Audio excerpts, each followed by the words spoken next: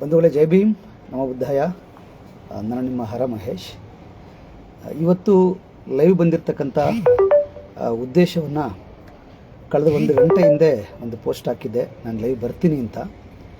ನಿನ್ನೆ ವಿಧಾನಸೌಧದಲ್ಲಿ ಮಾನ್ಯ ಮುಖ್ಯಮಂತ್ರಿಗಳ ಸಮ್ಮುಖದಲ್ಲಿ ಮತ್ತು ಅನೇಕ ಸಂಬಂಧಪಟ್ಟಂಥ ಸಚಿವರ ಸಮ್ಮುಖದಲ್ಲಿ ಬಜೆಟ್ ಪೂರ್ವವಾದಂಥ ಒಂದು ಸಭೆ ವಿಧಾನಸೌಧದಲ್ಲಿ ನಡೀತು. ತಮಗೆಲ್ಲರ ಗಮನಕ್ಕೆ ಬಂದಿದೆ. ಇಡೀ ರಾಜ್ಯದಾದ್ಯಂತ ಎಲ್ಲ SC/ST ಮುಖಂಡರುಗಳು, ಚಿಂತಕರು, ಅನೇಕ ಜನ, ಒಂದು 200-300ಕ್ಕೂ ಹೆಚ್ಚು ಜನ ರಾಜ್ಯದಾದ್ಯಂತ ಎಲ್ಲರೂ ಸಭೆಯಲ್ಲಿ ಭಾಗವಹಿಸಿದರು.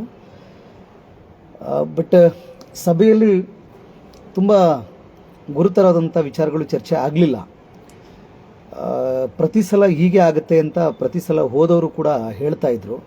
ಸುಮ್ಮನೆ ತೋರಿಕೆಗೆ ಒಂದು ಸಭೆ, ಆ ಸಭೆಯಲ್ಲಿ ಯಾರು ಮಾತಾಡಬೇಕು, ಎಷ್ಟೊತ್ತು ಮಾತಾಡಬೇಕು, ಯಾವ ವಿಚಾರಗಳನ್ನ ಮಾತಾಡಬೇಕು, ಈ ರೀತಿ ಯಾವುದೇ ಒಂದು ಶಿಸ್ತು ಅಲ್ಲಿ ಇಲ್ಲ.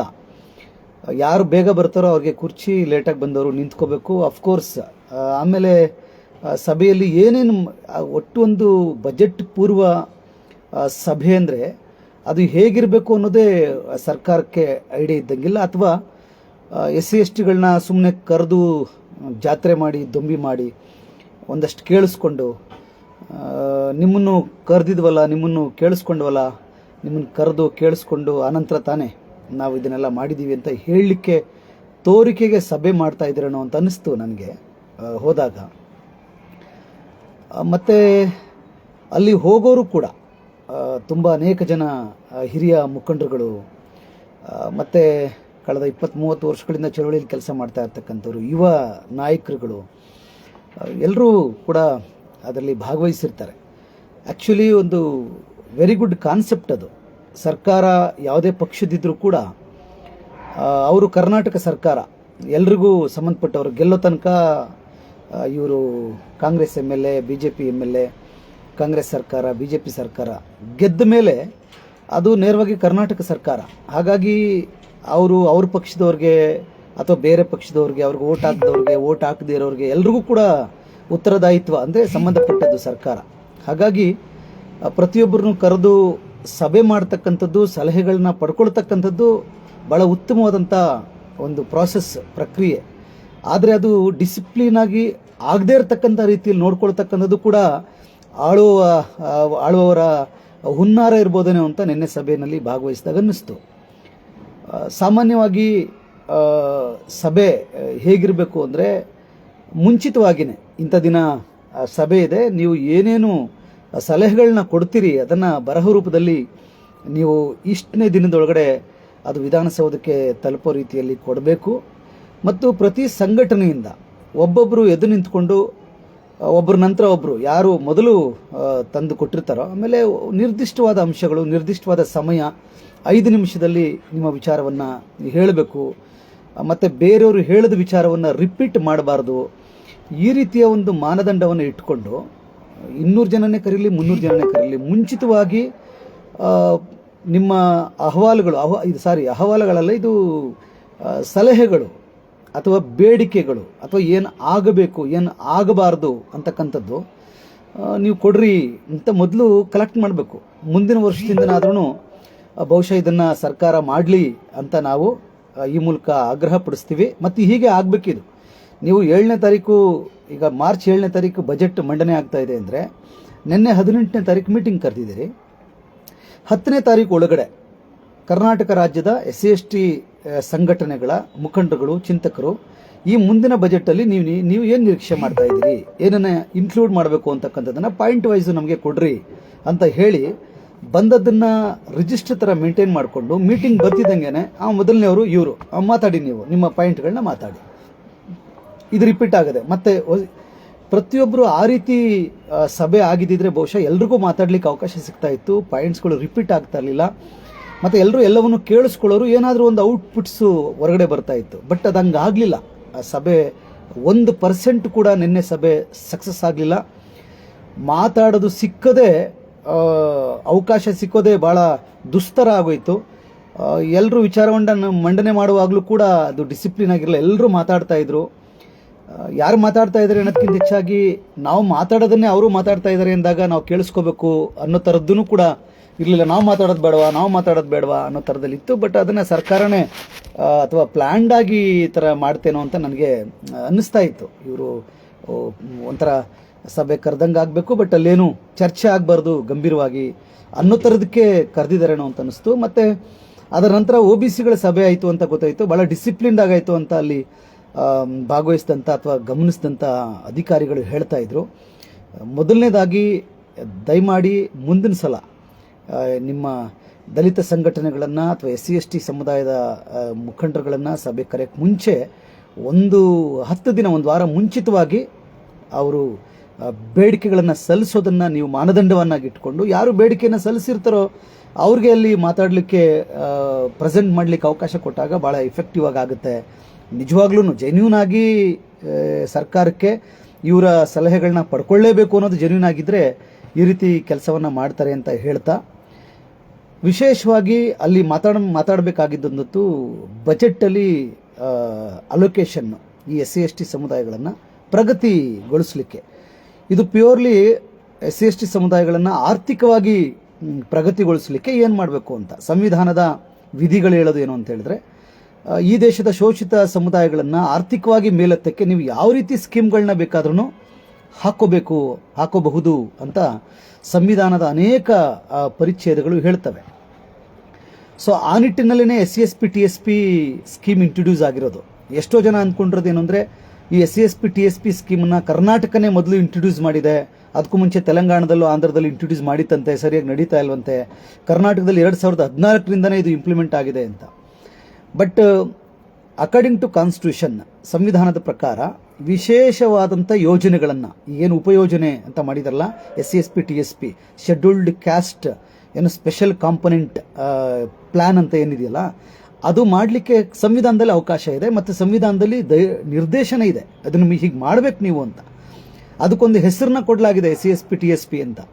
ಬಟ್ ಯಾವುದೇ ಹೆಸರನ್ನ ಕೊಡದೆ ಮೊಟ್ಟ ಮೊದಲು ಉತ್ತರ ಪ್ರದೇಶದಲ್ಲಿ ಅಕ್ಕ ಮಾಯಾವತಿಯವರು ಬಜೆಟ್ ಮಂಡನೆ ಮಾಡಿದಾಗ ಅಲ್ಲಿ SC/ST ಜನಸಂಖ್ಯೆ ಎಷ್ಟಿತ್ತೋ ಅಷ್ಟು ಜನಸಂಖ್ಯೆಗೆ ಅನುಗುಣವಾದಂತಹ ಏನು ಅಮೌಂಟನ್ನು, ಹಣಕಾಸನ್ನು ಎತ್ತಿಡುವಂಥ ಪ್ರಕ್ರಿಯೆಯನ್ನು ಉತ್ತರ ಪ್ರದೇಶದಲ್ಲಿ ಮಾಯಾವತಿಯವರ ಸರ್ಕಾರ, ಬಹುಜನ ಸಮಾಜ ಪಕ್ಷದ ಸರ್ಕಾರ ಇದನ್ನು ಶುರು ಮಾಡ್ತು ಅಂತ ಹೇಳೋದಕ್ಕೆ ನನಗೆ ಹೆಮ್ಮೆ ಅಂತ ಅನಿಸುತ್ತೆ, ಬಹುಜನ ಚಳವಳಿಯ ಒಂದು ಭಾಗವಾಗಿ ನಾನು.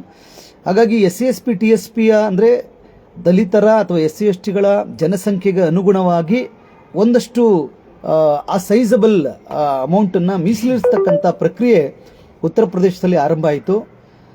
ಮತ್ತು ನಿನ್ನೆ CM ಹೇಳ್ತಾ ಇದ್ರು, ಏನು ಕಾಂಟ್ರಾಕ್ಟಲ್ಲಿ ನಾವು SC/STಗಳಿಗೆ ರಿಸರ್ವೇಷನ್ ಕೊಟ್ಟಿದ್ದೀವಿ ನಾವೇ ಮೊದಲು ಅಂತ. ಸಾರಿ, ಅದನ್ನು ಫಸ್ಟು ಆರಂಭಿಸಿದ್ದೆ ಎಗೈನ್ ಉತ್ತರ ಪ್ರದೇಶದಲ್ಲಿ. ಇದೆಲ್ಲವೂ ಕೂಡ ಮಾಹಿತಿಯ ಕೊರತೆಯಿಂದ ಇರ್ಬೋದು ಅಥವಾ ಅದನ್ನು ಹೇಳಬಾರ್ದು ಅನ್ನೋ ಥರದ್ದು ಇರ್ಬೋದು, ಗೊತ್ತಿಲ್ಲ. ಬಟ್ ನಾವು ಕೂಡ ಅದನ್ನು ರೀಚ್ ಮಾಡಿಸ್ದೇ ಇರೋದು ಕೂಡ ನಮ್ಮದು ಅಪರಾಧ ಏನು ಅಂತ ಅನ್ನಿಸ್ತಾ ಇದೆ. ಎಲ್ಲವನ್ನು ನಾವು ಮೊದಲು ಮಾಡಿದ್ವಿ ಅಂತ. ಅಫ್ಕೋರ್ಸ್ ಕರ್ನಾಟಕದಲ್ಲಿ ಅದನ್ನು ಇಂಟ್ರೊಡ್ಯೂಸ್ ಮಾಡಿದ್ದಾರೆ, ವೆರಿ ಗುಡ್. ಇಲ್ಲಿ ತನಕ 2.5 ಲಕ್ಷ ರೂಪಾಯಿಯನ್ನು 2014ರಿಂದ 2025 ಅಂದರೆ ಹೆಚ್ಚು ಕಡಿಮೆ 10ರಿಂದ 11 ವರ್ಷದಲ್ಲಿ 2 ಲಕ್ಷ ರೂಪಾಯಿಯನ್ನು 2.5 ಲಕ್ಷ ರೂಪಾಯಿಯನ್ನು SC/STಗಳ ಮೇಲೆ ಇನ್ವೆಸ್ಟ್ ಮಾಡಿದ್ದೀವಿ ಅಂತ ಅವರು ಅಂಕಿಅಂಶಗಳನ್ನು ಕೂಡ ಲೆಕ್ಕ ಕೊಡ್ತಾರೆ. ಬಂಧುಗಳೇ, ನನಗನ್ಸೋದು ಫಸ್ಟ್ ಆಫ್ ಆಲ್ ಈ SC/ST TSP ಅನ್ನುವಂಥ ಹಣ ಏನಿದೆಯಲ್ಲ, ಇದು ಈ ಸ್ಕೀಮನ್ನು ಭಾಳ ಇಫೆಕ್ಟಿವ್ ಆಗಿ SC/ST ಸಮುದಾಯಗಳು ಆರ್ಥಿಕವಾಗಿ ಸಬಲೀಕರಣ ಹೊಂದಬೇಕು ಅನ್ನೋದೇ ಭಾಳ ಪ್ರಮುಖವಾದಂಥ ಅಜೆಂಡಾ ಆಗಿರೋದ್ರಿಂದ ಇದನ್ನು ಒಂದಷ್ಟು ವರ್ಷ 7D ಅನ್ನುವಂಥ ವಿಚಿತ್ರವಾದ ಒಂದು ಕಾಲಮ್ನ ಸೇರಿಸೋದ್ರ ಮೂಲಕ, ವಿಶೇಷ ಕಾಲಮ್ ಅಲ್ಲ, ಅದು ವಿಚಿತ್ರವಾದ ಕಾಲಮ್. ಅದೇನೆಂದರೆ, ಇಷ್ಟು ಹಣವನ್ನು SC/STಗಳಿಗೆ ಖರ್ಚು ಮಾಡಲೇಬೇಕು, ಖರ್ಚು ಮಾಡದೆ ಉಳ್ಕೊಬಿಟ್ರೆ ಅದನ್ನು ಬೇರೆ ಕಾರಣಕ್ಕೆ ಬಳಸ್ಕೊಳ್ಬೋದು ಅಂತ ಹೇಳಿ 7D ಅಂತಕ್ಕಂಥದ್ದನ್ನು ಇಂಟ್ರೊಡ್ಯೂಸ್ ಮಾಡಿತ್ತು ಇದೇ ಸಿದ್ದರಾಮಯ್ಯನವ್ರ ಸರ್ಕಾರ. ಅದನ್ನೇ JDS ಮುಂದುವರ್ಸ್ಕೊಂಡು ಬಂತು, ಅದನ್ನೇ BJPನೂ ಮುಂದುವರ್ಸ್ಕೊಂಡು ಬಂತು. ಮತ್ತೆ ಇವರು ಅಧಿಕಾರಕ್ಕೆ ಬಂದಾಗ ಹೋರಾಟ ಮಾಡಿದ್ರು, ಅದನ್ನು ತೆಗಿರಿ. ಅಲ್ಲಿ ತನಕ ನೋಡಿ, ಅದನ್ನು ತೆಗಿರಿ ಅಂತ ಹೇಳೋ ತನಕ ಇವರು ತೆಗ್ದಿರಲಿಲ್ಲ. ಅಂದರೆ ಇವರೆಲ್ಲ ಜಾಣಪೆದ್ರು. ಅಂದರೆ ಇವ್ರಿಗೆ ಉದ್ದೇಶಪೂರ್ವಕವಾಗಿ ಅದನ್ನು ಇಂಟ್ರೊಡ್ಯೂಸ್ ಮಾಡೋದೇನು ಅಂದರೆ, ನಿಮಗೆ ಕೊಟ್ಟಿದ್ದೀವಿ ಅಂತ ತೋರಿಸ್ಬಿಟ್ಟು ಒಂದು 4 ಜನಕ್ಕೆ ಕುರಿ ಲೋನು, 4 ಜನಕ್ಕೆ ಕೋಳಿ ಲೋನು, ಒಂದು 4 ಜನಕ್ಕೆ ಕಾರು, ಒಂದು 4 ಜನಕ್ಕೆ ಸಣ್ಣ ಪುಟ್ಟ ಏನು ಲೋನ್ಗಳನ್ನ ಕೊಟ್ಬಿಟ್ಟು ಇನ್ನು ಉಳಿದ ಹಣವನ್ನು ಬೇರೆ ಬೇರೆ ಪರ್ಪಸ್ಗಳಿಗೆ ಬಳಸೋದ್ರ ಮೂಲಕ ಅಲ್ಲಿ ಹಣವನ್ನು ಹೊಡಿತಕ್ಕಂಥ ಹುನ್ನಾರಕ್ಕೆ ಒಂದಷ್ಟು ವರ್ಷಗಳು ಇವರು ನಾಂದಿ ಹಾಡ್ಕೊಂಡು ಬಂದರು. ಅದನ್ನು ಗಮನಿಸಿದಂಥ ಅನೇಕ ಜನ SC/ST ಚಿಂತಕರು 7D ಕಾಲಮ್ನ ತೆಗಿರಿ ಅಂದಮೇಲೆ 7D ಕಾಲಮ್ನ ತೆಗೆದಿದ್ದೀವಿ ಅಂತ ಹೇಳಿದ್ರು. 7D ತೆಗೆದು 7C ಅನ್ನ ಇಲ್ಲಿ ಸಿಕ್ಸಿದ್ದಾರೆ ಒಳಗಡೆಗೆ. ಅಂದರೆ ಟೆನಿಕಾಸ್ಟ್ ಏನು ಅಂದರೆ ಈ ಕಲಂಗಳ ಕೆಲಸ ಏನು, ಈ ಷರತ್ತುಗಳ ಕೆಲಸ ಏನು ಅಂದರೆ ಸ್ಕೀಮು ಹೆಸರಿಗಿರಬೇಕು, ಆದರೆ ಅದು ಜನಗಳಿಗೆ ತಲುಪಬಾರ್ದು. ಇದು ಭಾಳ ಸ್ಪಷ್ಟ. ಇದು ಅದಕ್ಕೆ ಇವರು ಕಲಂಗಳನ್ನ ಹಾಕೋದು, ಅದಕ್ಕೆ ಇವರು ಷರತ್ತುಗಳನ್ನ ಹಾಕೋದು. ಅಲ್ರಿ, ನೀವು ನಮ್ಮ ತೆರಿಗೆ ಹಣದಲ್ಲೇ ನೀವು ನಮಗೆ SC/ST TSP ಅವರಿಗೆ ಹಣವನ್ನು ಎತ್ತಿಡ್ತಾ ಇರ್ತಕ್ಕಂಥದ್ದು. ಎಷ್ಟೋ ಜನ ಅಂದ್ಕೊಂಡಿರೋದೇನು ಅಂದರೆ ಯಾರ್ದೋ ತೆರಿಗೆ ಹಣವನ್ನು SC/STಗಳಿಗೆ ಬಳಸ್ಬಿಡ್ತಾ ಇದ್ದಾರೆ ಅಂತ. ನಮ್ಮ ಆಗ್ರಹ ಏನು ಅಂದರೆ ಈ ದೇಶದಲ್ಲಿ ಜಾತಿ ಧರ್ಮವೇ ಸತ್ಯ ಆಗಿರುವಾಗ SC/STಗಳಿಗೆ ಹೆಂಗೆ ಹಣ ಎತ್ತಿಡ್ತೀರಿ, OBCಗಳಿಗೂ ಹಂಗೆ ಹಣ ಎತ್ತಿಟ್ಬಿಡ್ರಿ. ಅವರ ತೆರಿಗೆಯ ಪಾಲಲ್ಲಿ ಇಷ್ಟು ಪಾಲು ಅವರ ಅಭಿವೃದ್ಧಿಗೆ, ಧಾರ್ಮಿಕ ಅಲ್ಪಸಂಖ್ಯಾತರಿಗೂ ಹಾಗೆ ಹಣಕಾಸನ್ನು ಎತ್ತಿಟ್ಬಿಡ್ರಿ. ಜನಸಂಖ್ಯೆಗೆ ಅನುಗುಣವಾಗಿ ಹಣವನ್ನು ಎತ್ತಿಟ್ಬಿಡ್ರಿ. ಆಗ ಯಾರು ಕೂಡ ನಮ್ಮ ತೆರಿಗೆ ಹಣವನ್ನು SC/STಗಳಿಗೆ ಬಳಸ್ಕೊಳ್ತಾ ಇದ್ದಾರೆ ಅಂತಕ್ಕಂಥ ಮಾತುಗಳನ್ನ ಆಡೋದೇ ಇಲ್ಲ ಯಾರನ್ನೂ ಕೂಡ. ಎಲ್ಲ ಸಮುದಾಯಗಳಿಗೂ, ಬ್ರಾಹ್ಮಣ ಬನಿಯಾಗಳಿಗೂ ಕೂಡ ಅವರ ಜನಸಂಖ್ಯೆಗೆ ಅನುಗುಣವಾಗಿ ನೀವು ಒಂದಷ್ಟು ಫಂಡ್ ಅಲೋಕೇಶನ್ ಮಾಡಿಬಿಡ್ರಿ. ನೀವು SC/STಗಳಿಗೆ ಮಾಡೋದ್ರ ಮೂಲಕ ಹೆಸರಿಗೆ ಮಾತ್ರ SC/STಗಳಿಗೆ ಮಾಡ್ತೀರಿ. OBCಗಳಿಗೆ, ಧಾರ್ಮಿಕ ಅಲ್ಪಸಂಖ್ಯಾತರಿಗೆ ಅಥವಾ ಇತರೆ ಮೇಲ್ಜಾತಿಗಳಿಗೆ ಏನು ಅನ್ಸುತ್ತೆ ಅಂದರೆ ಇವ್ರಿಗೆ ನಮ್ಮ ತೆರಿಗೆ ಹಣವನ್ನು ಇವರು ಕೊಟ್ಬಿಡ್ತಾ ಇದ್ದಾರೆ ಅಂತ. ಇಲ್ಲ ಸ್ವಾಮಿ, ಈ ರಾಜ್ಯದ ಅಥವಾ ಈ ದೇಶದ ಅತ್ಯಂತ ದೊಡ್ಡ ಶ್ರಮಿಕ ವರ್ಗ ಯಾವುದು ಅಂದರೆ ಅದು ದಲಿತ ಸಮುದಾಯ, SC/ST ಸಮುದಾಯ. ಅಫ್ಕೋರ್ಸ್ OBCಗಳು ಮತ್ತು ಧಾರ್ಮಿಕ ಅಲ್ಪಸಂಖ್ಯಾತರು ಶ್ರಮಿಕ ವರ್ಗನೇ. ಇದನ್ನು ಹೆಚ್ಚು ಮಾತಾಡ್ತಕ್ಕಂಥದ್ದು ಮನುವಾದಿಗಳು, ವಿಶೇಷವಾಗಿ ಬ್ರಾಹ್ಮಣ ಇಂಟೆಲೆಕ್ಚುಯಲ್ಗಳು. ಅಂದರೆ ಯಾರ್ದೋ ತೆರಿಗೆ ಹಣವನ್ನು ಯಾರಿಗೋ ಬಿಟ್ಟು ಕೊಟ್ಬಿಡ್ತಾ ಇದ್ದಾರೆ, ಯಾರಿಗೋ ಉಚಿತ ಕೊಟ್ಬಿಡ್ತಾ ಇದ್ದಾರೆ. ಇದು ಉಚಿತ ಅಲ್ಲ. ನಾವು ಕೂಡ ದುಡಿತೀವಿ, ನಾವು ಕೂಡ ತೆರಿಗೆಯನ್ನು ಕಟ್ತೀವಿ. ಈ ದೇಶದ ಪ್ರತಿಯೊಬ್ಬನು ಕೂಡ ದುಡಿತಾನೆ, ಪ್ರತಿಯೊಬ್ಬನು ತೆರಿಗೆ ಕಟ್ತಾನೆ. ಆ ತೆರಿಗೆಯ ಒಂದು ಭಾಗವನ್ನು ನಮ್ಮ ಅನುಕೂಲಕ್ಕೆ ಎತ್ತಿಡ್ತಕ್ಕಂಥದ್ದು ಪ್ರಾಸೆಸ್ ಇದು. ಅಂದಮೇಲೆ ಹೇಗೆ ಈ ಹಣವನ್ನು ನೀವು ಬಳಕೆ ಮಾಡಬೇಕು ಬಂಧುಗಳೇ? SC/ST TSP ಹಣವನ್ನು ಒಂದೊಂದು ವರ್ಷದಿಂದ ಹೆಚ್ಚು ಕಡಿಮೆ 15,000 ಕೋಟಿಯಿಂದ ಶುರು ಆದದ್ದು. ಲಾಸ್ಟ್ ಟೈಮ್ 39,000 ಕೋಟಿ, 1,000 ಕೋಟಿ ಕಡಿಮೆ 40,000 ಕೋಟಿಯನ್ನು ಕೇವಲ 12 ತಿಂಗಳುಗಳಲ್ಲಿ SC/STಗಳ ಉದ್ಧಾರಕ್ಕೆ ಖರ್ಚು ಮಾಡಬೇಕು ಅಂತ ಹೇಳಿ ಇವರು ಇರ್ತಕ್ಕಂಥ 40-45 ಇಲಾಖೆಗಳಿಗೂ ಹಣವನ್ನು ಹಂಚೋದಂತೆ. ಅಲ್ಲಿ SC/ST TSPನಲ್ಲಿ ಏನು ಸ್ಕೀಮ್ ಇದೆ, ಯಾರು ಅಪ್ಲೈ ಮಾಡಬೇಕು, ಹೆಂಗೆ ತಗೊಳ್ಳೋದು ಅದನ್ನು ಯಾರಿಗೂ ಗೊತ್ತಿಲ್ಲ. ಸರ್ಕಾರದಿಂದ ಲೋನ್ ಅಂತ ಹೋದರೆ, ಬ್ಯಾಂಕ್ಗೆ ಹೋದರೆ ಹಿಂಗೆ SC/ST TSP ಸ್ಕೀಮಲ್ಲಿ ನಾವು ಈ ಥರ ಬಿಸ್ನೆಸ್ ಮಾಡಕ್ಕೆ ಹೊರಟಿದ್ವಿ, ಏನೋ ಮಾಡಕ್ಕೆ ಹೊರಟಿದ್ವಿ ಅಂತ ಬ್ಯಾಂಕಲ್ಲಿ ಲೋನ್ ಕೇಳೋಕ್ಕೋದ್ರೆ ಒಂದು ಬ್ಯಾಂಕ್ ಅವರು ಲೋನ್ ಕೊಡಲ್ಲ, ಶೂರಿಟಿ ಕೊಡಿ ಅಂತ ಕೇಳ್ತಾರೆ, ಬೇರೆ ಏನೇನೋ ಕಂಡೀಷನ್ಗಳನ್ನ ಹಾಕ್ತಾರೆ. ನೇರವಾಗಿ SC/STಗಳಿಗೆ ₹1 ಲೋನ್ ಸಿಗ್ತಾ ಇಲ್ಲ. ಯಾವ ಅಭಿವೃದ್ಧಿ ನಿಗಮದಲ್ಲೂ ಕೂಡ ದುಡ್ಡಿಲ್ಲ ಅಂತ ಹೇಳ್ತಾ ಇದ್ದಾರೆ. ಅದು ಅಂಬೇಡ್ಕರ್ ಅಭಿವೃದ್ಧಿ ನಿಗಮ, ಆದಿಜಾಂಬವ ಅಭಿವೃದ್ಧಿ ನಿಗಮ, ತಾಂಡಾ ಅಭಿವೃದ್ಧಿ ನಿಗಮ, ವಾಲ್ಮೀಕಿ ಅಭಿವೃದ್ಧಿ ನಿಗಮ, ಇನ್ನೇನೇನು ಭೋವಿ ಅಭಿವೃದ್ಧಿ ನಿಗಮ, ಯಾವ ನಿಗಮಕ್ಕೆ ಹೋದ್ರೂ ದುಡ್ಡಿಲ್ಲ ಅಂತ ಹೇಳ್ತಾ ಇದ್ದಾರೆ. ಸಮಾಜ ಕಲ್ಯಾಣ ಇಲಾಖೆಯಲ್ಲಿ ದುಡ್ಡಿಲ್ಲ ಅಂತ ಹೇಳ್ತಾ ಇದ್ದಾರೆ. ಎಲ್ಲೋದ್ರೂ ದುಡ್ಡಿಲ್ಲ ಅಂತ ಹೇಳ್ತಿದ್ದಾರೆ. ಬಟ್ ನಮಗೆ ಮಾತ್ರ 39,000 ಕೋಟಿಯನ್ನು ಎತ್ತಿಟ್ಟಿದ್ದೀವಿ. ಈಗ ನೋಡಿ, ಮಾರ್ಚ್ ಬಂದೇ ಬಿಡ್ತು, ಈಗ 7ನೇ ತಾರೀಕು. ಇಷ್ಟು ಒಳಗಡೆ 39,000 ಕೋಟಿಗೂ ಲೆಕ್ಕ ತೋರಿಸ್ಬಿಡ್ತಾರೆ. ಬಟ್ ಒಬ್ರಿಗೂ ಹಣ ಸಿಕ್ಕಿರ್ತಕ್ಕಂಥ, ಸ್ಕೀಮಿಂದ ಲಾಭ ಆಗಿರ್ತಕ್ಕಂಥ ಒಂದು ಉದಾಹರಣೆಯೂ ಕೂಡ ಯಾವ ಜಿಲ್ಲೆನಲ್ಲೂ ಇಲ್ಲ. ಇದು ಕಣ್ಣು ಮುಂದೆನೇ ಭಾಳ ನೀಟಾಗಿ ದಿಕ್ತಪ್ಪಿಸ್ತಾ ಇರೋದ್ರಿಂದ ನಾವು ನಿನ್ನೆ ವಿಶೇಷವಾಗಿ ಬಹುಜನ ಚಳವಳಿಯ ಹಿನ್ನೆಲೆ ಇರತಕ್ಕಂಥ ಬಹುಜನ ಸಮಾಜ ಪಕ್ಷದಿಂದ ಮತ್ತು ಕರ್ನಾಟಕ ಬೌದ್ಧ ಸಮಾಜ ಎಂಬಂಥ ಸಾಮಾಜಿಕ ಧಾರ್ಮಿಕ ಸಂಘಟನೆಯಿಂದ ನಿನ್ನೆ ಮುಖ್ಯಮಂತ್ರಿಗಳಿಗೆ ಕೊಟ್ಟದ್ದು ಅಪೀಲ್ ಏನಾಗಿತ್ತು ಅಂತ ಹೇಳಿದ್ರೆ, ಎಷ್ಟೋ ಜನ ಫೋನ್ ಮಾಡಿ ನೀವು ನಿನ್ನೆ ಏನನ್ನ ಹೇಳಿದ್ರಿ ಮತ್ತು ಏನನ್ನ ನೀವು ನಿನ್ನೆ ಮಂಡಿಸಿದ್ರಿ ಅದನ್ನು ಮಾತಿನ ರೂಪದಲ್ಲಿ ಹೇಳಿದ್ರೆ ಹೆಚ್ಚು ಅರ್ಥಬದ್ಧವಾಗಿರ್ತದೆ, ನೀವು ಬರಹ ರೂಪದಲ್ಲಿ ಬರೆದಿದ್ದೀರಿ ಅಂತ ಕೆಲವು ಸ್ನೇಹಿತರು ಹೇಳಿದ್ರು. ಆ ಕಾರಣಕ್ಕೆ ನಾನು ಇವತ್ತು ಲೈವ್ನ ಬಂದಿದ್ದೀನಿ. ಮತ್ತು ಅನೇಕ ಜನ ನನ್ನ ಸಹೋದರರು, ನೀವು ಯಾಕೆ ಎಲ್ಲಿ ಹೋಗಿ ಮುಖ್ಯಮಂತ್ರಿಗಳ ಹತ್ರ ಇದನ್ನೆಲ್ಲ ಬೇಡಕ್ಕೆ ಹೋದ್ರಿ, ಇದನ್ನೆಲ್ಲ ಕೊಡಿ ಅಂತ. ಬಾಬಾ ಸಾಹೇಬ್ ಅಂಬೇಡ್ಕರ್ ಅವರು, ಕಾನ್ಶಿರಾಮ್ ಸಾಹೇಬರು ನಾವು ನೀಡೋ ಜಾಗಕ್ಕೆ ಹೋಗಬೇಕು ಅಂತ ಹೇಳಿದ್ದಾರೆ, ಬೇಡೋರಾಗಬಾರ್ದು ನೀಡೋರಾಗಬೇಕು ಅಂತ. ಅಫ್ಕೋರ್ಸ್ ನಾನು ಆ ಸಹೋದರರು ಕೂಡ ಅಷ್ಟೇ ಗೌರವದಿಂದ ಹೇಳಿದ್ದೀನಿ. ನಮ್ಮನ್ನು ಕರೆದಿದ್ದು ಸಿದ್ದರಾಮಯ್ಯ ಅಲ್ಲ, ಮುಖ್ಯಮಂತ್ರಿಗಳು. ಅಲ್ಲಿ ಇದ್ದದ್ದು ಕಾಂಗ್ರೆಸ್ ಸರ್ಕಾರ ಅಲ್ಲ, ಅದು ಕರ್ನಾಟಕ ಸರ್ಕಾರ. ಮತ್ತು ಆ ಕರ್ನಾಟಕ ಸರ್ಕಾರಕ್ಕೆ ನಾವು ಕೂಡ ತೆರಿಗೆಯನ್ನು ಕಟ್ತಾ ಇದ್ದೀವಿ. ನಮ್ಮ ಸಮುದಾಯದ ಪರವಾಗಿ ಬೇಡಿಕೆಗಳಲ್ಲ, ಅದು ಅವರು ಮಾಡಲೇಬೇಕಾಗಿರ್ತಕ್ಕಂಥ ಜವಾಬ್ದಾರಿಗಳು. ಆ ಜವಾಬ್ದಾರಿಗಳನ್ನು ನೆನಪಿಸ್ತಕ್ಕಂಥದ್ದು ಮತ್ತು ಆ ಜವಾಬ್ದಾರಿಗಳನ್ನ ನಿಭಾಯಿಸಲಿಲ್ಲ ಅಂದರೆ ಅದನ್ನು ಸಮಾಜಕ್ಕೆ ಜಾಗೃತಿ ಮೂಡಿಸ್ತಕ್ಕಂಥದ್ದು. ನೋಡಿ, ಇವರು ನಿಮ್ಮ ಹತ್ರ ಓಟ್ ಹಾಕಿಸ್ಕೊಂಡು, ನಿಮ್ಮ ಹತ್ರ ತೆರಿಗೆ ಹಣ ಕಟ್ಟಿಸ್ಕೊಂಡು ನಿಮ್ಮ ಕೆಲಸಗಳನ್ನ ಮಾಡಿಕೊಡ್ತಾ ಇಲ್ಲ, ನಿಮಗೆ ಮಾಡಬೇಕಾಗಿರ್ತಕ್ಕಂಥ ಸ್ಕೀಮನ್ನು ಮಾಡ್ತಾ ಇಲ್ಲ. ಹಾಗಾಗಿ ನೀವು ನಿಮ್ಮದೇ ಸರ್ಕಾರವನ್ನು ರಚನೆ ಮಾಡಿಕೊಳ್ಳ್ರಿ. ನೀವು ನಿಜವಾದಂಥ ಅಂಬೇಡ್ಕರ್ವಾದಿ ಸರ್ಕಾರವನ್ನು ರಚನೆ ಮಾಡಿಕೊಂಡ್ರೆ ಯಾರನ್ನು ಬೇಡದೆ ನೀವು ಪಡ್ಕೋಬೋದು ಅಂತಕ್ಕಂಥ ಜಾಗೃತಿಯನ್ನು ಮೂಡಿಸುವ ಒಂದು ಭಾಗವಾಗಿ ನಾನು ಮತ್ತು ನಮ್ಮ ಪಕ್ಷದ ರಾಜ್ಯಾಧ್ಯಕ್ಷರು ಕೃಷ್ಣಮೂರ್ತಿಯವರು ಈ ಸಭೆಯಲ್ಲಿ ಭಾಗವಹಿಸಿದ್ವಿ. ಮತ್ತು ಮುಖ್ಯಮಂತ್ರಿಗಳ ಕಚೇರಿಯಿಂದ ಆಹ್ವಾನದ ಮೇರೆಗೆ ಹೋಗಿದ್ದು ನಾವು. ಅಲ್ಲಿಂದ ಫೋನ್ ಬಂದಿತ್ತು, ಅಲ್ಲಿಂದ ಮೆಸೇಜ್ ಬಂದಿತ್ತು. ರಾಜ್ಯದ ಅಂದರೆ ರಾಷ್ಟ್ರೀಯ ಪಕ್ಷಗಳಿಗೆ ಮತ್ತು ರಾಜ್ಯ ಮಟ್ಟದ ಸಂಘಟನೆಗಳಿಗೆ ಅವರು ಲೆಟರ್ನ ಕಳಿಸ್ತಕ್ಕಂಥ ಮತ್ತು ಫೋನ್ ಮಾಡ್ತಕ್ಕಂಥ ಪ್ರಕ್ರಿಯೆ ಸರ್ಕಾರದ್ದು. ಆ ಕಾರಣಕ್ಕೆ ನಾವು ಹೋಗಿದ್ವಿ, ಆಹ್ವಾನದ ಮೇರೆಗೆ ನಾವು ಹೋಗಿದ್ವಿ. ಅಲ್ಲಿ ನಾವು ಹೇಳಿದ್ದೇನು ಅಂದರೆ, ಫಸ್ಟ್ ಆಫ್ ಆಲ್ ಈ SC/ST TSP ಹಣವನ್ನು ಎಲ್ಲ ಇಲಾಖೆಗಳಿಗೆ ಹಂಚೋದನ್ನ ನಿಲ್ಲಿಸ್ರಿ. ಮತ್ತು ಈ ಗ್ಯಾರಂಟಿ ಸ್ಕೀಮ್ಗಳಿಗೆ SC/ST TSP ಹಣವನ್ನು ಬಳಸ್ತಾ ಇದ್ರಲ್ಲ, ಅದನ್ನ ಸ್ಟಾಪ್ ಮಾಡಿರಿ. ಇದು ಅಬ್ಸಲ್ಯೂಟ್ಲಿ ಸ್ಟಾಪ್ ಆಗಬೇಕು. ಇದು SC/ST ನೀವು ಗ್ಯಾರಂಟಿ ಸ್ಕೀಮ್ನ ಕೊಡ್ತೀವಿ ಅಂತ ಹೇಳಿರೋದು ಜನರಲ್. ಅದು ಜನರಲ್ ಆಗಿ ನೀವು ಎಲ್ಲ ಸಮುದಾಯದ ಹೆಣ್ಣುಮಕ್ಳಿಗೂ ಎಲ್ರಿಗೂ ನಿಮ್ಮ ಏನು ಗ್ಯಾರಂಟಿ ಸ್ಕೀಮ್ ಇದೆ ಕೊಡ್ರಿ. ಅದನ್ನು ಅವ್ರನ್ನ ಮೇಲೆತ್ತಲಿಕ್ಕೆ ಇದರಿಂದ ಸಾಧ್ಯ ಅಂತ ನಿಮಗನ್ಸಿದ್ರೆ, ಮತ್ತು ಆ ಸ್ಕೀಮಿಂದ ನಮಗೂ ಅನುಕೂಲ ಆಗ್ತಾ ಇದೆ ಅಂತ ಜನಗಳಿಗೂ ಅನಿಸಿದ್ರೆ, ಖಂಡಿತವಾಗ್ಲೂ ನಿಮ್ಮ ಗ್ಯಾರಂಟಿ ಸ್ಕೀಮ್ 5 ಏನಿದೆ ಅದನ್ನು ಕೊಡ್ರಿ. ಅದನ್ನು ಜನರಲ್ ಬಜೆಟಲ್ಲಿ ಕೊಡ್ರಿ. ಈ SC/ST TSP ಇದೆಯಲ್ಲ, ಇದು ಪ್ಯೂರ್ಲಿ SC/ST ಪುರುಷರು ಮತ್ತು ಮಹಿಳೆಯರನ್ನ ಆರ್ಥಿಕವಾಗಿ ಮೇಲೆತ್ತಕ್ಕಂಥದ್ದು. ಇದು ಫ್ರೀ ಬೀಸ್ ಅಲ್ಲ, ಇದು ಉಚಿತ ಕೊಡುಗೆ ಅಲ್ಲ.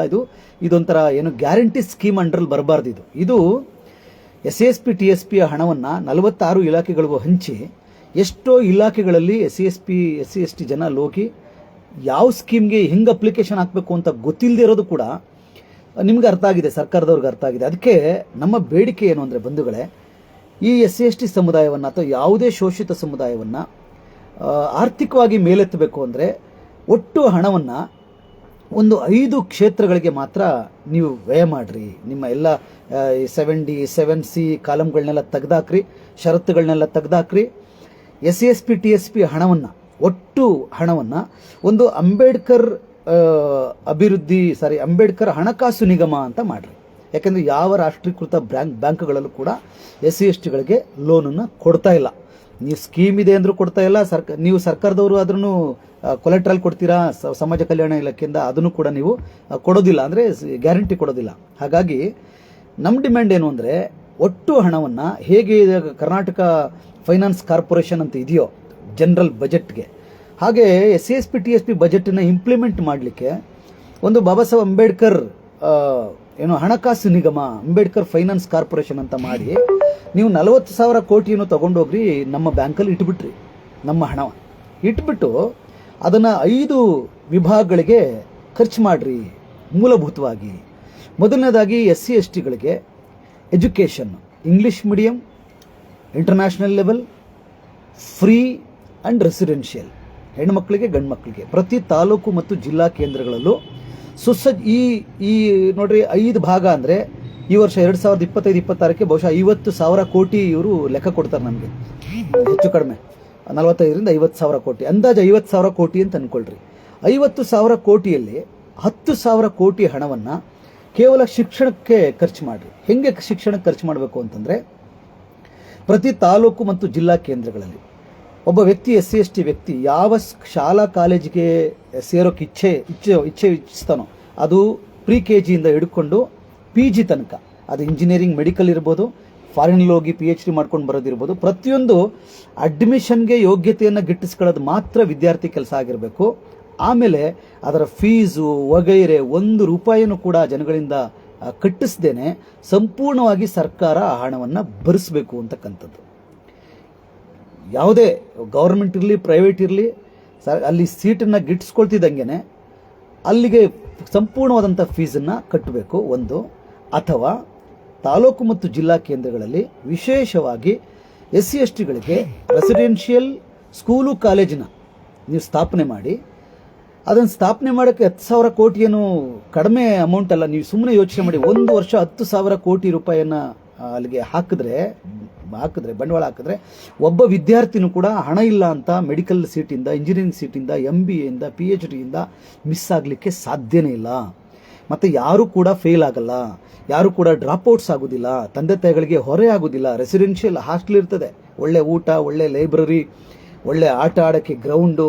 ಅಬ್ಸಲ್ಯೂಟ್ಲಿ ಒಂದು ಪ್ರೈವೇಟ್ ಇನ್ಸ್ಟಿಟ್ಯೂಷನ್ ಹೆಂಗಿರ್ತದೋ ಆ ರೀತಿ ಇನ್ಸ್ಟಿಟ್ಯೂಷನ್ಗಳನ್ನು ಪ್ರತಿ ತಾಲೂಕು ಜಿಲ್ಲೆಗಳಲ್ಲೂ ಕೂಡ 10,000 ಕೋಟಿಯಲ್ಲಿ ಕಟ್ಟಬಹುದು. ಸಾಧ್ಯತೆ ಇದೆ. ಸೊ ಅದನ್ನು ಮಾಡಿ ಎಜುಕೇಷನ್ ಪರ್ಪಸ್ಗೆ 10,000 ಕೋಟಿಯನ್ನು ಎತ್ತಿಟ್ರೆ complete free residential top level English medium education ನಮ್ಮ SC/ST ವಿದ್ಯಾರ್ಥಿಗಳಿಗೆ ಸಿಗುತ್ತೆ. ಇದು 50% ಪ್ರಾಬ್ಲಮ್ ಸಾಲ್ವ್ ಆಗುತ್ತೆ. ಇನ್ನು ಓದ್ಕೊಂಡು ಹೊರಗಡೆ ಬಂದವರಿಗೆ 10,000 ಕೋಟಿಯನ್ನು ಉದ್ಯೋಗವನ್ನು ಸೃಷ್ಟಿ ಮಾಡಲಿಕ್ಕೆ ಎತ್ತಿಡ್ರಿ. ಉದ್ಯಮಿಗಳನ್ನಾಗಿ ಮಾಡ್ರಿ. ಒಂದು ವರ್ಷಕ್ಕೆ ನೀವು ಒಂದು 5,000 ಜನ ಎಲಿಜಿಬಲ್ ಇರ್ತಕ್ಕಂಥವ್ರಿಗೆ, ಒಂದೊಂದು 10,000 ಜನ ಎಲಿಜಿಬಿಲಿಟಿ ಇರ್ತಕ್ಕಂಥವ್ರಿಗೆ 1 ಕೋಟಿ ಕೊಟ್ಟರು 10,000 ಕೋಟಿ ಆಗುತ್ತೆ.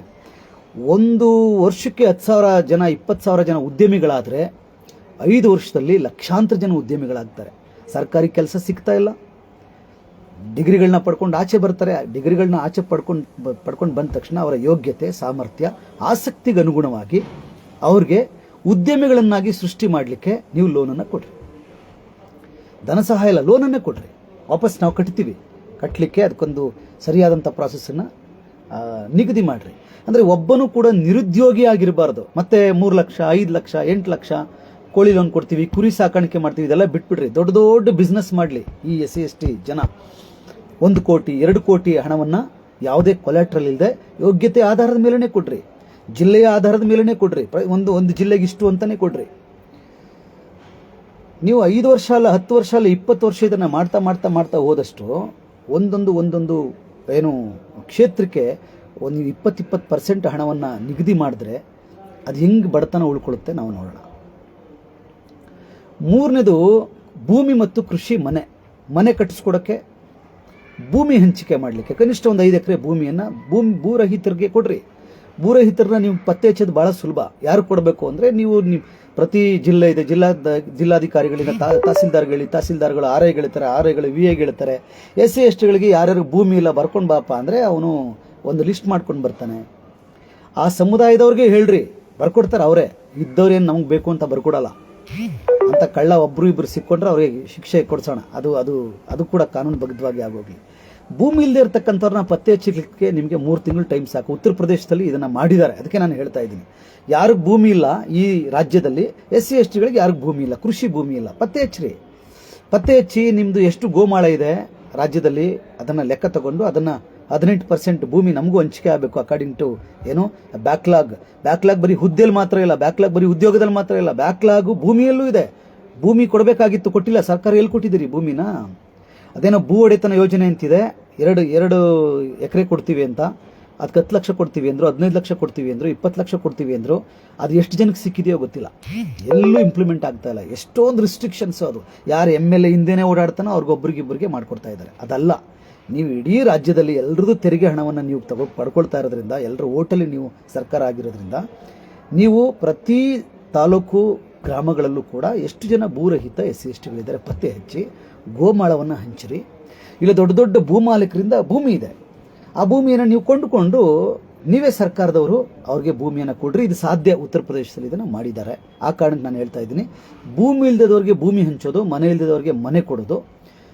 ಕೃಷಿ ಆಲ್ರೆಡಿ ಭೂಮಿ ಇರ್ತಕ್ಕಂಥವ್ರಿಗೆ ಕೃಷಿಗೆ ಪೂರಕವಾಗಿ ಅವ್ರಿಗೆ ಸಹಾಯ ಆಗ್ತಕ್ಕಂಥ ರೀತಿಯಲ್ಲಿ ಅವ್ರಿಗೆ ಧನ ಸಹಾಯವನ್ನು ಮಾಡೋದಕ್ಕೆ ಒಂದು 20% ಹಣವನ್ನು ಎತ್ತಿಟ್ರು. ಅಂದರೆ ಹೆಚ್ಚು ಕಡಿಮೆ 10,000 ಕೋಟಿ. ಉದ್ಯೋಗ ಆಯಿತು, ಶಿಕ್ಷಣ ಆಯಿತು, ಉದ್ಯಮ ಆಯಿತು, ಭೂಮಿ ಸಿಕ್ತು. ನೋಡಿ, ಇವೆಲ್ಲ ಪರ್ಮನೆಂಟ್. ನೀವು ಅಕ್ಕಿ ಕೊಡೋದು ನಿಲ್ಲಿಸ್ಬಿಡ್ರಿ, ತೊಂದರೆ ಇಲ್ಲ. ಯಾರು ನೀವು ಅಕ್ಕಿ ಕೊಡೋದು ನಿಲ್ಲಿಸಿದ ತಕ್ಷಣ ಭೂಮಿ ಕೊಟ್ಬಿಟ್ರೆ 5 ಎಕರೆ ಯಾರು ನಿಮ್ಮ 10 kg ಅಕ್ಕಿಗೆ ಕ್ಯೂ ನಿಂತ್ಕೊಳ್ಳೋದಿಲ್ಲ. ಮತ್ತು ಇನ್ನು 20% ಹಣವನ್ನು ಆರೋಗ್ಯ ಕ್ಷೇತ್ರಕ್ಕೆ ಮೀಸಲಿಡ್ರಿ. ನಾನು ನಿನ್ನೆನೂ CM ಮುಂದೆ ಇದೇ ಪದವನ್ನು ಬಳಸಿದೆ. ಕೆಮ್ಮಿನಿಂದ ಕ್ಯಾನ್ಸರ್ ತನಕ ಒಂದು ಜಿಲ್ಲಾ ಕೇಂದ್ರದಲ್ಲಿ ಇನ್ನೂ ಒಂದು MRI ಸ್ಕ್ಯಾನ್ ಮಾಡೋ ಅವಕಾಶ ಮೆಷಿನ್ ಇಲ್ಲ. ಏನ್ರಿ, ಅಷ್ಟು ಬಡತನನ ಸರ್ಕಾರಕ್ಕೆ. ನಮ್ಮದು 1000 ಕೋಟಿ ದುಡ್ಡು ಇದೆಯಲ್ಲ, ಆ 1000 ಕೋಟಿ ದುಡ್ಡಲ್ಲಿ 10,000 ಕೋಟಿಯನ್ನು ನೀವು ಇನ್ವೆಸ್ಟ್ ಮಾಡಿದ್ರೆ ಪ್ರತಿ ಜಿಲ್ಲಾ ಕೇಂದ್ರಗಳಲ್ಲೂ ಪರ್ಟಿಕ್ಯುಲರ್ಲಿ SC/STಗಳಿಗೆ ಟ್ರೀಟ್ಮೆಂಟ್, ಕೆಮ್ಮಿನಿಂದ ಕ್ಯಾನ್ಸರ್ ತನಕ ಅತ್ಯಾಧುನಿಕವಾದಂತಹ ಮೆಷಿನರಿಗಳನ್ನ ತರಿಸಿ ದಿ ಬೆಸ್ಟ್ ಹೈಟೆಕ್ ಹಾಸ್ಪಿಟ್ಲ್ಗಳನ್ನು ಪ್ರತಿ ಜಿಲ್ಲೆಯಲ್ಲೂ ನಿರ್ಮಾಣ ಮಾಡ್ಬೋದು. ಇದು ಒಂದು. ತಕ್ಷಣಕ್ಕಾಗಲ್ಲ ಅಂದರೆ ಕರ್ನಾಟಕದಲ್ಲಿ ಯಾವುದೇ ಹೈಟೆಕ್ ಆಸ್ಪತ್ರೆಗಳಲ್ಲಿ ಯಾವುದೇ ಟ್ರೀಟ್ಮೆಂಟ್ಗೆ ಹೋದ್ರೂ ಫ್ರೀ ಟ್ರೀಟ್ಮೆಂಟ್ ಅಂತ ನಮ್ಮ ದುಡ್ಡಲ್ಲಿ, ನಮ್ಮ ಅಂಬೇಡ್ಕರ್ ಹಣಕಾಸು ನಿಗಮದಲ್ಲಿ ಹಣ ಇರ್ತದಲ್ಲ, ಅಲ್ಲಿಂದ ಅವ್ರಿಗೆ ಟ್ರೀಟ್ಮೆಂಟನ್ನು ಕೊಡಿಸ್ರಿ. ಹಣ ಇಲ್ಲ ಅನ್ನೋ ಕಾರಣಕ್ಕೆ ಒಂದು ಜೀವನ ಹೋಗಬಾರ್ದು. ಎಷ್ಟು ಸಮಸ್ಯೆ ಆಗ್ತಾಯಿದೆ. ಒಂದು ಕಾಯಿಲೆ ಬಂದರೆ ಭಯಕ್ಕೆ ಸತ್ತೋಗ್ತಾ ಇದ್ದಾರೆ ನಮ್ಮ ಜನ. ನೀವು ಸಣ್ಣ ಟ್ರೀಟ್ಮೆಂಟಿಂದ ಹಿಡ್ಕೊಂಡು ದೊಡ್ಡ ಆಪರೇಷನ್ ತನಕ ಫ್ರೀಯಾಗಿ ಈ ಸಮುದಾಯಗಳಿಗೆ ಟ್ರೀಟ್ಮೆಂಟ್ ಕೊಡಿಸೋಕ್ಕೆ 20% ಹಣವನ್ನು ಬಳಕೆ ಮಾಡ್ಬೋದು. ಶಿಕ್ಷಣ ಫ್ರೀ ಆಯಿತು, ಯಾವ ಲೆವೆಲ್ಗೆ ಬೇಕಾದ್ರೂ, ಉದ್ಯಮಿಗಳಾದರು ಎಲ್ರಿಗೂ ಭೂಮಿ ಸಿಕ್ತು. ಏನು ಬಂಧುಗಳೇ, ಮತ್ತು ಆರೋಗ್ಯ ಅಂತಕ್ಕಂಥದ್ದು ಭದ್ರತೆ, ಭಯ ಪಟ್ಕೊಳ್ಳೋಂಗಿಲ್ಲ. ಯಾವುದ್ರ ಬಗ್ಗೆನೂ ಭಯ ಪಟ್ಕೊಳ್ಳೋಂಗಿಲ್ಲ. ಯಾವ ಆಸ್ಪತ್ರೆಗೆ ಹೋದ್ರೂ ನಮಗೆ ಉಚಿತವಾದಂಥ ಟ್ರೀಟ್ಮೆಂಟ್ ಸಿಗುತ್ತೆ, ಅಥವಾ ನಮ್ಮದೇ ಆಸ್ಪತ್ರೆಗಳ ನಿರ್ಮಾಣ ಆಗುತ್ತೆ. ಅಂದರೆ ಯಾವುದೇ ಅನಾರೋಗ್ಯದ ಬಗ್ಗೆ ಭಯ ಪಡಲ್ಲ ಜನ. ಎಷ್ಟೋ ಜನ ಭಯ ಪಟ್ಕೊಂಡೆ ಸತ್ತೋಗ್ತಾ ಇದ್ದಾರಲ್ಲ, ಅದು ಸ್ಟಾಪ್ ಆಗುತ್ತೆ. ಇನ್ನು ಕೊನೆ 20% ಹಣವನ್ನು ಈ ಸಮುದಾಯದ ಕಲೆ, ಸಾಹಿತ್ಯ, ಸಂಗೀತ, ಸಂಸ್ಕೃತಿ, ಸಂಪ್ರದಾಯ, ಬುದ್ಧಿಸಮ್ಮು, ಸಿನಿಮಾ, ಸಂಘಟನೆಗಳು, ಜಾಗೃತಿ ಕಾರ್ಯಕ್ರಮಗಳು, ಇನ್ನು ಇತರೆ ಎಲ್ಲ ಟ್ರೈನಿಂಗ್ ಸೆಂಟರ್ಗಳು, ರಿಸರ್ಚ್ ಸೆಂಟರ್ಗಳು, ಇದಕ್ಕೆ 20% ಹಣವನ್ನು ಎತ್ತಿಡ್ರಿ. ಸಂಘಟನೆಕಾರರಿಗೆ, ಹೋರಾಟಗಾರರಿಗೆ ಅವರು ನಿಮ್ಮ ಬೆನ್ನಿಂದೆ ಸುತ್ತಬಾರ್ದು ಅಂದರೆ ಸಂಘಟನೆಕಾರರು ಜಾಗೃತಿ ಕಾರ್ಯಕ್ರಮಗಳಿಗೆ ನೀವು ಸರ್ಕಾರದಿಂದನೇ ಅಧಿಕೃತವಾಗಿ ಧನ ಸಹಾಯವನ್ನು ಒದಗಿಸ್ರಿ. ಆಗ ಯಾರು ಲಾಬಿ ಮಾಡೋಕ್ಕೆ ಬರಲ್ಲ, ಯಾರು ಯಾವ MLA ಬೆನ್ನಿಂದೆ ಸುತ್ತಕ್ಕೆ ಬರಲ್ಲ. ನಿಮ್ಗೆ ಅದು ಮಾಡೋಕ್ಕಾಗಲ್ಲ, ಯಾಕೆಂದರೆ ಎಲೆಕ್ಷನ್ ಟೈಮಲ್ಲಿ ನಿಮಗೆ ಓಟ್ ಹಾಕ್ಸೋಕ್ಕೆ ಜನ ಬೇಕಲ್ಲ. ಆ ಕಾರಣಕ್ಕೆ ನೀವು ಈ ಕೆಲಸಗಳನ್ನ ಮಾಡ್ತಾ ಇಲ್ಲ. ನನ್ನ ರಿಕ್ವೆಸ್ಟ್ ಏನಂದರೆ, ಸರ್ಕಾರ ಇವತ್ತು ಕಾಂಗ್ರೆಸ್ ಸರ್ಕಾರ ಇದೆ, ನಾಳೆ ಇನ್ನೊಂದು ಸರ್ಕಾರ ಬರ್ಬೋದು, ಅಥವಾ ನೆಕ್ಸ್ಟ್ ದಿನಗಳಲ್ಲಿ ನಾವೇ ಸರ್ಕಾರ ಆಗ್ಬೋದು. ನಾವು ಸರ್ಕಾರ ಆದರೆ ದಯಮಾಡಿ ಕರ್ನಾಟಕ ರಾಜ್ಯದ ಜನ ಆಲೋಚನೆ ಮಾಡಿರಿ. ನಮ್ಮ ತೆರಿಗೆ ಹಣ ನಮಗೆ ಸಮರ್ಪಕವಾಗಿ ಬಳಕೆ ಆದರೆ ಬಂಧುಗಳೇ, ಖಂಡಿತವಾಗ್ಲೂ ನಾವು ಡೆವಲಪ್ ಆಗಲಿಕ್ಕೆ ಬಾಬಾ ಸಾಹೇಬ್ ಹೇಳ್ದಂಗೆ 20 ವರ್ಷಕ್ಕಿಂತ ಜಾಸ್ತಿ ಬೇಕಾಗಲ್ಲ. ನಾವು ಆರ್ಥಿಕವಾಗಿ ಸಬಲೀಕರಣ ಆಗ್ತಿದ್ದಂಗೆ ಬುದ್ಧನ ಕಡೆಗೆ ಹೋಗ್ತೀವಿ. ಬಾಬಾ ಸಾಹೇಬ್ರಿಗೆ ಹೇಳಿದಾಗೆ ಒಂದು ಕಡೆ ಧಮ್ಮ, ಇನ್ನೊಂದು ಕಡೆ ಆರ್ಥಿಕವಾಗಿ ಸಬಲೀಕರಣ ಆಗಿಬಿಟ್ರೆ ಈ ದೇಶದಲ್ಲಿ ಜಾತಿ ಧರ್ಮದ ಮೇಲೆ ಆಗ್ತಕ್ಕಂಥ ದಬ್ಬಾಳಿಕೆ, ದೌರ್ಜನ್ಯಗಳೆಲ್ಲ ಸ್ಟಾಪ್ ಆಗಿಬಿಡ್ತದೆ. ಇದನ್ನೇ ಬಾಬಾ ಸಾಹೇಬ್ ಹೇಳಿದ್ರು, 20 ವರ್ಷ ಸಾಕು ಅಂತ ಹೇಳಿದ್ದು ಈ ಕಾರಣಕ್ಕೆ. ನಾವು ರಿಕ್ವೆಸ್ಟ್ ಮಾಡ್ತಾ ಇರೋದು, ಪ್ರತಿ 1 ವರ್ಷಕ್ಕೊಂದ್ಸಲ ಬಜೆಟ್ ಮಂಡನೆ ಮಾಡ್ತಿರಲ್ಲ, ಈ ರೀತಿ ನೀವು 46 ಇಲಾಖೆಗಳಿಗೆ ಚೂರು ಕಾಸು ಹಂಚ್ಬಿಟ್ಟು ಅದ್ರ ಲೆಕ್ಕಕ್ಕುಂಟು, ಆಟಕ್ಕಿಲ್ಲ, ಜಮಕ್ಕಿಲ್ಲ, ಯಾವುದಕ್ಕೂ ಗತಿ ಇಲ್ಲ, ದಿಕ್ಕಿಲ್ಲ ಅನ್ನೋ ಥರ ಮಾಡಿ ಪೇಪರ್ಲ್ಲಿ ಮಾತ್ರ ನಾವು 30,000 ಕೋಟಿ 40,000 ಕೋಟಿ ಕೊಡ್ತಾ ಇದೀವಿ ಅಂತ ಹೇಳ್ತಾ ಇದ್ರಿ. ಯಾವ SC STನೂ ಉದ್ಧಾರ ಆಗಿರ್ತಕ್ಕಂಥ ಒಂದು ಉದಾಹರಣೆನೂ 11 ವರ್ಷದಲ್ಲಿಲ್ಲ. ಹಾಗಾಗಿ ನೀವು ಈ ರೀತಿ ಕೆಲಸಗಳನ್ನು 5 ಕ್ಷೇತ್ರಗಳಿಗೆ ಮಾತ್ರ, ಕಂಪ್ಲೀಟ್ ಎಜುಕೇಷನ್ನು, ಜಾಬು, ಭೂಮಿ, ಮನೆ ಮತ್ತು ಆರೋಗ್ಯ ಮತ್ತು ಇನ್ನಿತರ ಕಲೆ, ಸಾಹಿತ್ಯ, ಸಂಗೀತ, ಸಂಘಟನೆ, ಜನಪದ, ಧಮ್ಮ, ಈ ರೀತಿ ಕೆಲಸ ಕಾರ್ಯಗಳಿಗೆ ಅದನ್ನು ವ್ಯಯಿಸ್ಬಿಟ್ರೆ, ನಾನು ಓಪನ್ ಆಗಿ ಹೇಳ್ತೀನಿ ಬಂಧುಗಳೇ, ಎಲ್ಲ ಸ್ಕೀಮ್ಗಳನ್ನೂ ಬಂದ್ ಮಾಡಿಬಿಡ್ಲಿ ಇವರು. ಪರ್ಟಿಕ್ಯುಲರ್ ಶೆಡ್ಯೂಲ್ ಕಾಸ್ಟ್ ಶೆಡ್ಯೂಲ್ ಟ್ರೈಬರ್ಗೆ ಇಷ್ಟನ್ನ ಅಡಾಪ್ಟ್ ಮಾಡಲಿ. 5 ವರ್ಷದಲ್ಲಿ ಎಷ್ಟು ಡೆವಲಪ್ಮೆಂಟ್ಸ್ ಆಗುತ್ತೆ ಅಂತಕ್ಕಂಥದ್ದನ್ನು ನಾವು ಕಣ್ಣಾರೆ ನೋಡ್ಬೋದು. ಇದನ್ನು ಗಮನಿಸಿದಾಗ OBC ಸಮುದಾಯಗಳು, ಧಾರ್ಮಿಕ ಅಲ್ಪಸಂಖ್ಯಾತರು ನಮಗೂ ಕೂಡ ಇದೇ ರೀತಿ ಮಾಡಿ ಅಂತ ಅಂದರೆ ಇಡೀ ರಾಜ್ಯ ಡೆವಲಪ್ ಆಗುತ್ತೆ. ಇದಕ್ಕೆ ಏನು ಸಮಸ್ಯೆ ಆಗ್ತಾ ಇದೆ? ನಮಗೇನು ನಾವು ಬಾಲಿಶವಾಗಿ ಮಾತಾಡ್ತಾ ಇದ್ದೀವ? ಕಾನೂನಿನ ತೊಡಕು, ಕೂರಿಸ್ಕೊಳ್ಳಿ ಕಾನೂನಿನ ತಜ್ಞರನ್ನು ಕರೆದು ಕೂರಿಸ್ಕೊಳ್ಳಿ, ಇದನ್ನು ಇಂಪ್ಲಿಮೆಂಟ್ ಮಾಡಬೇಕು ಅಷ್ಟೇ ನಮ್ಗೆ ಉದ್ದೇಶ. ನೀವು ಕಾನೂನನ್ನು ಇದಕ್ಕೆ ಪೂರಕವಾಗಿ ಮಾಡೋದಾದರೆ ಅದಕ್ಕೆ ಸಂವಿಧಾನದ ಮಾನ್ಯತೆಯೂ ಕೂಡ ಇದೆ. ಇದನ್ನು ಮಾಡಬೇಡಿ ಅಂತ ಎಲ್ಲೂ ಸಂವಿಧಾನದಲ್ಲಿ ಹೇಳಿಲ್ಲ. ಹಾಗಾಗಿ ಹೆಸರಿಗೆ ಸಾವಿರಾರು ಕೋಟಿಗಳನ್ನ ತೋರಿಸಿ ಇನ್ನೂ ಈ ರಾಜ್ಯದಲ್ಲಿ ಬಡತನ ತಾಂಡವಾಡ್ತಾ ಇದೆ. ಆ ಕಾರಣಕ್ಕೆ ಬಜೆಟ್ಟು 7ನೇ ತಾರೀಕು ಮಂಡನೆ ಆಗ್ತಾ ಇದೆ. ನೋಡೋಣ, ಬರೀ ಮತ್ತೆ ಮೂಗಿಗೆ ತುಪ್ಪ ಸೋರೋ ಕೆಲಸ, ಮತ್ತು ಈ ಥರದ ಕೆಲಸಗಳನ್ನೇ ಮಾಡುತ್ತಾರಾ ಅಥವಾ ಪ್ರಾಮಾಣಿಕವಾಗಿ ಸಲಹೆಗಳನ್ನ ಸ್ವೀಕಾರ ಮಾಡ್ತಾರಾ ಗಮನಿಸೋಣ. ನನಗೆ ವೈಯಕ್ತಿಕವಾಗಿ 1% ನಂಬಿಕೆ ಇಲ್ಲ ಇವರು ಇದನ್ನು ಮಾಡ್ತಾರೆ ಅಂತ.